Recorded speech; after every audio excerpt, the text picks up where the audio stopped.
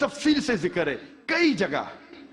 सूरह आराफ में सूरह नंबर 7 आयत नंबर 57 में, सूरह रौद सूरह नंबर 13 आयत नंबर 17 में, सूरह फुरकान सूरह नंबर 25 आयत नंबर 48 और 49 में, सूरह फातिर सूरह नंबर 35 आयत नंबर 9 में, सूरह यासीन सूरह नंबर 36 आयत नंबर 34 में, सूरह जासिया सूरह नंबर 45 आयत नंबर 5 में, सूरह कौफ सूरह नंबर 50 आयत नंबर 9 और 10 में, सूरह वाक़िया सूरह नंबर 56 आयत नंबर 68 to 70, सूरह मुल्क सूरह नंबर 67 आयत नंबर 30, सूरह तारिक सूरह नंबर 86 आयत नंबर 11।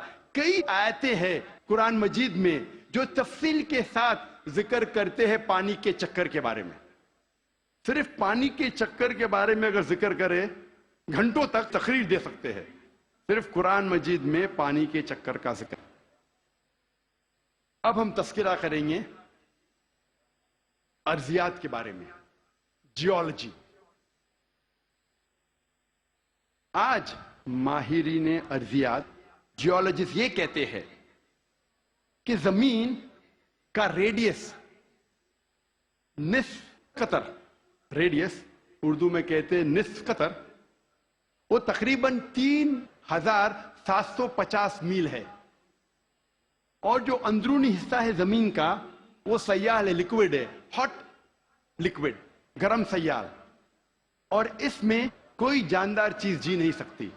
लेकिन ऊपर का हिस्सा है वो सॉलिड है, वो ठोस है, और ऊपर जो सुपरफिशियल अर्थ क्रस्ट है, जमीन की सतह, अर्थ क्रस्ट, ये बहुत पतली है, तकरीबन 1 से 30 मील पतली, सिर्फ 1% से कम। और बहुत से इम्कान है कि ये जमीन की सतह हिल जाएंगी, अर्थ क्रस्ट विल शेक। आज साइंसदान ये कहते हैं due to the folding phenomena it gives rise to mountain ranges. एक फोल्डिंग फिनोमेना है जिससे पहाड़ पैदा होते हैं, और इस पहाड़ के वजह से जमीन की सतह को इस्तेकाम मिलता है, स्टेबिलिटी मिलती है। कुरान मजीद में अल्लाह ताला फरमाते हैं सूरह नबा में सूरह नंबर 78 78 आयत नंबर 6 और 7 में, हमने जमीन बिछाई है बल जिबाला औतादा, और पहाड़ को औताद जैसा बनाया है। औताद अरबी में कहते हैं खूंटे को, टेंट पेग्स, स्टेक्स, मेखो। और हम जानते हैं जब टेंट पेग को जमीन में हम डालते हैं, जब खूंटे को जमीन में डालते हैं तो अक्सर हिस्सा जमीन के नीचे गड़ जाता है, ऊपरी हिस्सा बहुत कम रहता है, 10% से कम।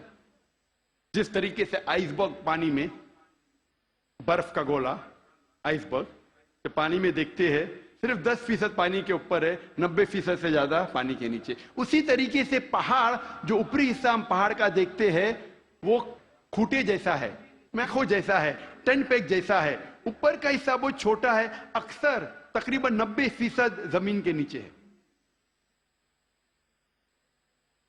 और इसकी वजह है कि जमीन को इस्तेकाम, स्टेबिलिटी देता है। कुरान मजीद में अल्लाह ताला फरमाते हैं सूरह नाज़ियात में सूरह 79 आयत नंबर 32 में, और सूरह गाशिया सूरह नंबर 88 आयत नंबर 19 में, हमने पहाड़ को जमीन से मजबूती से बनाया है। We have placed on the earth mountain standing firm. जमीन पे हमने पहाड़ मजबूती से बनाया है।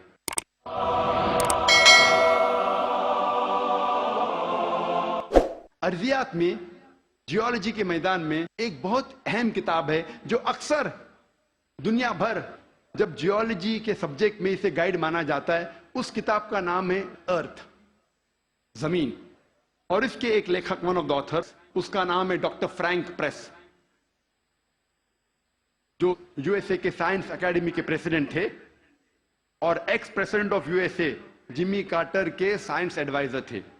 डॉक्टर फ्रैंक प्रेस अर्थ किताब में पहाड़ का नक्शा बनाते हैं और दिखाते हैं कि पहाड़ के जड़ जमीन के नीचे है, वेज शेप्ड, और लिखते अपनी किताब में कि पहाड़ का अहम मकसद है कि जमीन को इस्तेकाम देना, to give stability to the earth.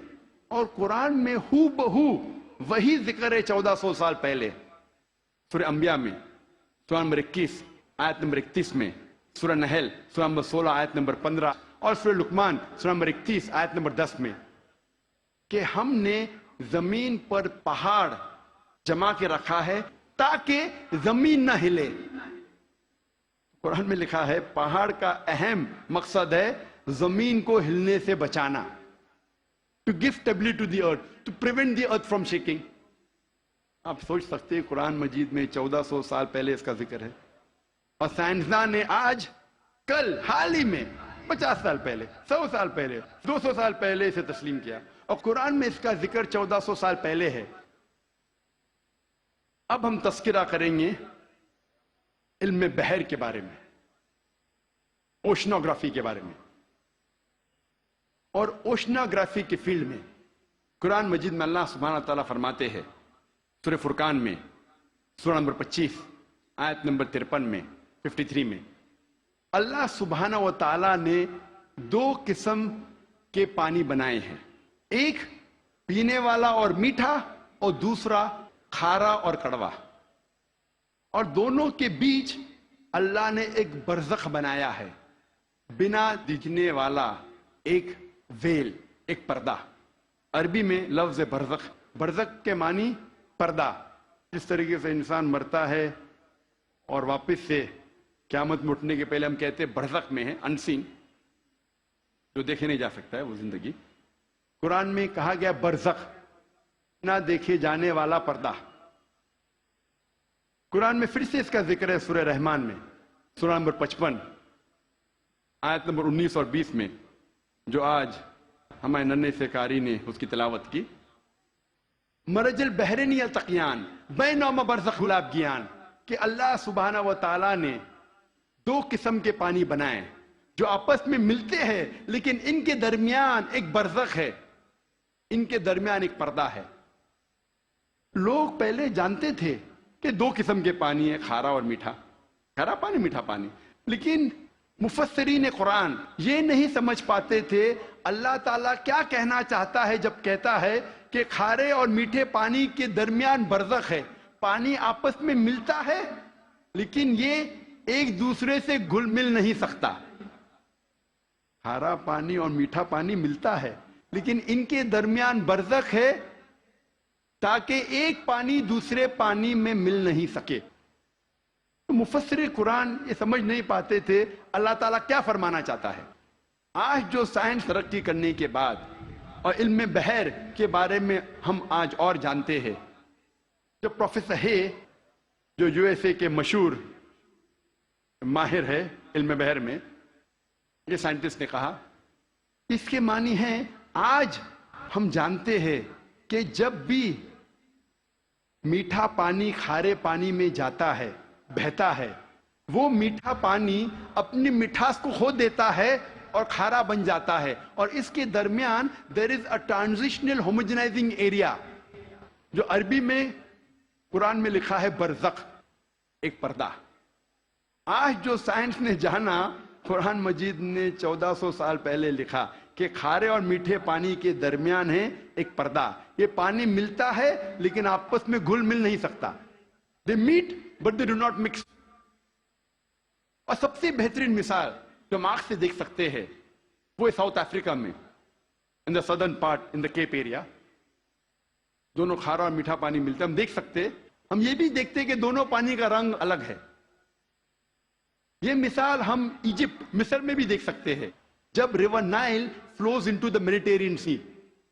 River Nile بہتی ہے میڈیٹرینین سی میں. اور سب سے بہترین مثال ہے گلف سٹریم جو ہزاروں میلوں تک چلتی ہے. گلف سٹریم شروع ہوتی ہے گلف آف میکسیکو میں، نارتھ ورڈ جاتی ہے towards the east coast of North America, پھر جاتی ہے eastward towards the west coast of Europe. ہزاروں میل بہتی ہے، دونوں پانی لیکن علیحدہ ہے، یا سپریٹ، ڈسٹنکٹ. اگر آپ کشتی میں سفر کر رہے ہیں اس گلف سٹریم کے کنارے پہ اور پانی ایک طرف سے لیں گے اور پانی دوسرے طرف سے لیں گے تو پتا چلتا ہے ایک پانی میٹھا ہے ایک کھارا. اس کی حرارت، اس کی ٹیمپریچر بھی ڈیفرنٹ ہے. قرآن مجید میں اس کا ذکر ہے 1400 سال پہلے. میں اور ایک مثال پیش کروں گا قرآن مجید میں علم بحر کی. کچھ عربوں نے قرآن مجید کی ایک آیت لی سورہ نور کی، سورہ نمبر 24 آیت نمبر 40، اور اس کا ترجمہ پیش کیا پروفیسر درگا راؤ کے پاس. پروفیسر درگا راؤ اس وقت کنگ عبدالعزیز یونیورسٹی جدہ میں پڑھاتے تھے اور وہ ماہر تھے علم بحر میں. He was a Marine geologist. اور ترجمہ پیش کیا اور کہا آپ کا اس قرآن کی آیت پہ کیا خیالات ہے. قرآن مجید میں لکھا ہے سورہ نور میں سورہ نمبر 24 آیت نمبر 40 میں کہ انکار کرنے والوں کے ذہن کی کیفیت ایسی ہے جس طریقے سے سمندر کے گہرائی میں اندھیرے پر اندھیرا، موج پر موج، لہر پہ لہر، اس کے اوپر بادل. جب انسان اپنے ہاتھ کو آگے کرتا ہے وہ دیکھ نہیں سکتا. اللہ جسے روشنی نہیں دیتا وہ دیکھ نہیں سکتا. یہ آیت کا ترجمہ سننے کے بعد پروفیسر درگا راؤ نے کہا کہ یہ عام سمندر کا ذکر نہیں ہے، یہ ایک گہرے سمندر کا ذکر ہے. اور پہلے انسان یہ نہیں جانتا تھا کہ سمندر کی گہرائی میں اندھیرا تھا. سینکڑوں سال پہلے، 100-200 سال پہلے، جب سب مرین ایجاد ہوئی اور جب انسان سمندر کی گہرائی میں گیا تب انہیں پتا لگا اور تب محسوس ہوا کہ سمندر کی گہرائی میں اندھیرا ہے. عام انسان 20 میٹر سے زیادہ جب سمندر میں اندر جاتا ہے تو وہ تیر نہیں سکتا، اور 200 میٹر سے زیادہ اندر جائے گا بنا کوئی آلہ کے، بنا کوئی ایکوپمنٹ کے، تو انسان مر جائے گا. آج سب مرین کے ذریعے ہم انڈر واٹر جا سکتے، ہمیں پتا چلتا ہے کہ سمندر کی گہرائی میں اندھیرا ہے. پروفیسر درگا راؤ نے کہا اندھیرا 2 وجہ کے لیے ہے. سب سے پہلی وجہ ہے جب روشنی پانی میں داخل ہوتی ہے، روشنی کی کرن، تو ایک کے بعد ایک رنگ پانی میں جذب ہوتا ہے. آج سائنس یہ کہتی ہے کہ روشنی کی کرن 7 رنگ سے بنی ہوئی ہے، وپ گیور، وائلٹ، انڈیگو، بلو، گرین، یلو، اورنج اور ریڈ. وائلٹ، انڈیگو، بیگنی، بلو، نیلا، گرین، ہرا، یلو، پیلا، اورنج، نارنگی، ریڈ، لال. سب سے پہلے 10 یا 15 میٹر پانی کے نیچے لال رنگ جذب ہو جاتا ہے. اسی لیے انسان اگر پانی میں 30 میٹر کی گہرائی پہ جاتا ہے، اگر اسے چوٹ لگتی ہے اور خون بہنے لگتا ہے تو وہ انسان اپنے خون کا لال رنگ دیکھ نہیں سکے گا. 30 سے 50 میٹر جذب ہوتا ہے نارنگی رنگ. 50 سے 100 میٹر کے درمیان پانی کے نیچے جذب ہوتا ہے پیلا رنگ. 100 سے 200 میٹر کے درمیان جذب ہوتا ہے ہرا رنگ، اور 200 میٹر کے بعد پانی کے نیچے جذب ہوتا ہے نیلا رنگ، اور اس کے نیچے پورا اندھیرا ہے. قرآن مجید میں لکھا ہے انکار کرنے والے کی ذہن کی کیفیت، انکار کرنے والے جو خدا کا انکار کرتے ہیں، جو خدا میں نہیں مانتے، اللہ سبحانہ وتعالیٰ میں نہیں مانتے، انکار کرنے والے کی ذہن کی کیفیت ایسی ہے جس طریقے سے گہرے سمندر میں اندھیرا پہ اندھیرا، لہر پہ لہر، اس کے اوپر بادل. دوسری وجہ اندھیرے کی ہے، پروفیسر درگا راؤ کہتے ہیں، وہ ہے بادل. جب سورج کی روشنی آتی ہے کئی بار بادل اس روشنی کو جذب کر لیتا ہے، اس لیے بادل کے نیچے ہم دیکھتے ہیں اندھیرا. اور جو روشنی بادل کے ذریعے جذب نہیں ہوتی اور جب سمندر میں جاتی ہے، کئی بار جو سمندر کے اوپر لہریں ہیں وہ لائٹ ریز کو ریفلیکٹ کرتی ہے، اور جو لائٹ ریز، جو روشنی کی کرن ریفلیکٹ نہیں ہوتی وہ سمندر میں داخل ہوتی ہے. اور جیسے میں نے کہا ایک رنگ کے بعد ایک رنگ جذب ہوتا ہے. قرآن مجید میں لکھا ہے انکار کرنے والے کی ذہن کی کیفیت ایسی ہے جس طریقے سے گہرے سمندر میں اندھیرے پہ اندھیرا، لہر پہ لہر. اس کی کیا معنی؟ لہر پہ لہر. ہم انسان جانتے تھے کہ سمندر کے اوپر لہر ہے، لیکن سن 1900 میں ہمیں پتا لگا کہ سمندر کے نیچے بھی لہر ہے، اسے کہتے ہیں انٹرنل ویوز، اندرونی لہر، جو ڈفرینشیٹ کرتی ہے superficial part of the ocean کو deep part of the ocean سے. یہ اندرونی لہر تقسیم کرتی ہے سمندر کو اوپری سے اور اندرونی حصے میں. اوپری حصہ superficial part is lit up and warm, گرم ہوتا ہے اور اس میں روشنی ہوتی ہے. جو گہرا بھاگ ہوتا ہے سمندر کا وہ اندھیرا ہوتا ہے اور ٹھنڈا ہوتا ہے. یہ انٹرنل ویوز، اندرونی لہر ہمیں پتا چلی تقریباً 110 سال پہلے. قرآن میں لکھا ہے لہر پر لہر، یعنی اندرونی لہر کے اوپر ہے سپرفیشل ویوز. اسی لیے مچھلیاں بھی جب گہرائی میں جاتی ہے وہ دیکھ نہیں سکتی، اپنی خود کی روشنی لے جاتی ہے. Due to chemical reaction مچھلی خود کی روشنی کے ذریعے دیکھ سکتی ہے گہرے اندھیرے میں. پروفیسر درگا راؤ نے کہا کہ یہ کتاب قرآن مجید انسان کی لکھی ہوئی کتاب ہو ہی نہیں سکتی. اور پروفیسر درگا راؤ نے کہا یہ کتاب خدا کی طرف سے ہے. اب ہم ذکر کریں گے علم حیاتیات، بایولوجی کے بارے میں. قرآن مجید میں اللہ تعالیٰ فرماتے ہیں سورہ انبیاء میں سورہ نمبر 21 آیت نمبر 30، جس آیت کی تلاوت کی میں نے اس تقریر کے پہلے، اس کے آخری بھاگ میں اللہ تعالیٰ فرماتے وَجَعَلْنَا مِنَ الْمَاءِ كُلَّ شَيْءٍ ہے أَفَلَا يُؤْمِنُونَ، ہم نے ہر جاندار چیز کو پانی سے بنایا. آپ سوچ سکتے ہیں 1400 سال پہلے ریگستان میں جہاں پانی کی قلت تھی، وہاں قرآن مجید میں لکھا ہے ہر جاندار چیز ہم نے پانی سے بنائی. کون اسے مان سکتا تھا اس وقت؟ آج جب سائنس ترقی کرنے کے بعد ہمیں پتا چلتا ہے کہ ہر جاندار چیز میں سیل ہے، اس کا بیسک پارٹ ہے سائٹوپلازم جس میں 80% پانی ہے، اور ہر لیونگ آرگینزم میں 50 سے 90% پانی ہے، اور ہر جاندار چیز کو جینے کے لیے پانی کی ضرورت ہے. قرآن مجید میں لکھا ہے سورہ نور میں سورہ نمبر 24 آیت نمبر 45 میں ہم نے ہر جانور کو پانی سے بنایا. قرآن مجید میں لکھا ہے سورہ فرقان میں سورہ نمبر 25 آیت نمبر 54 میں ہم نے ہر انسان کو پانی سے بنایا ہے. اب ہم ذکر کریں گے علم نباتات کا. نباتات کے معنی ہے باٹنی. ہمیں پہلے یہ نہیں پتا تھا کہ پیڑ پودے میں بھی جنس ہے، مؤنث اور مذکر.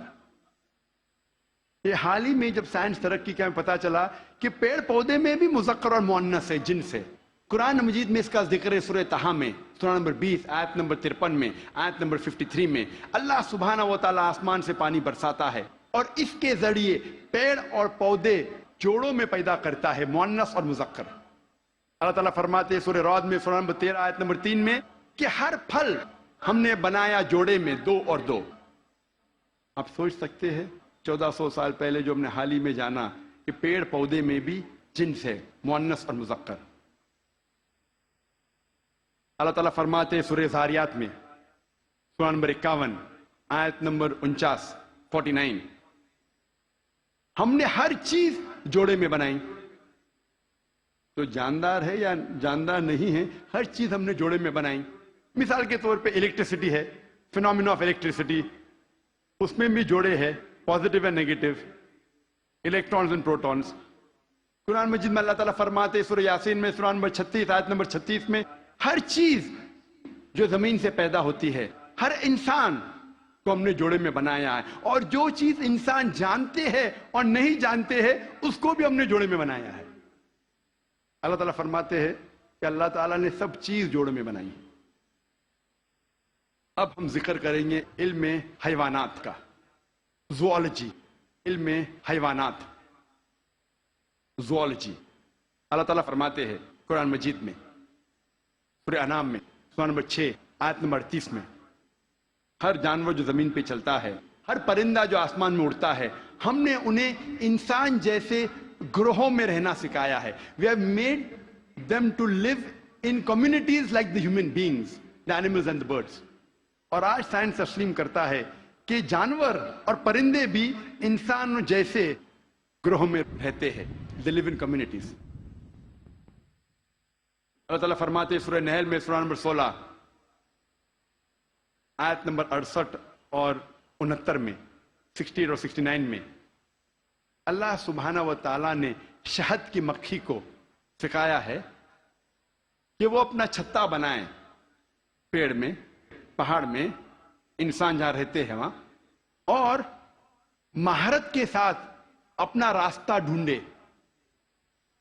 اللہ تعالیٰ کیا کہنا چاہتا ہے جب کہتا ہے کہ ہم نے سکھایا شہد کی مکھی کو مہارت کے ساتھ اپنا راستہ ڈھونڈے؟